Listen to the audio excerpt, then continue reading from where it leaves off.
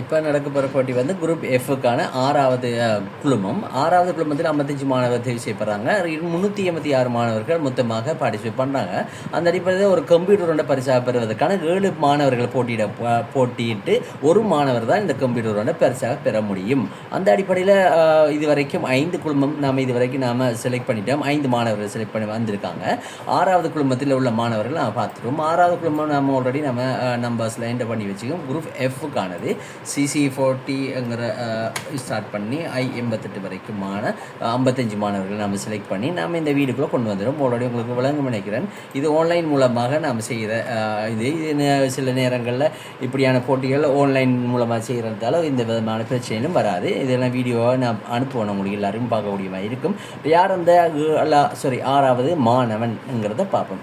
6வது மாணவர் ஒரு கம்ப்யூட்டர் பரிசாக பெறுவதற்கான 7 மாணவர்களை போட்டி போடக்கூடிய மாணவன் யாருங்கிறதுனா EE47ங்கிறது வந்திருக்கு. இந்த பாருங்கள், உங்களுக்கு நான் ஜூம் பண்ணி காட்டுறேன். EE47, இந்த EE47 யாருங்கிறது நான் பார்க்கலாம்.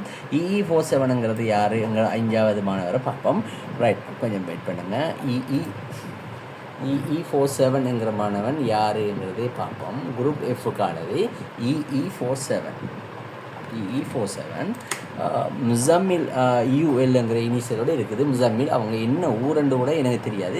இருந்தாலும் பார்ப்போம். நம்ம அடுத்த போட்டியில் 7 போட்டியில் வர நேரம் அவங்கள யாருங்கிறத அறிவிப்போம்.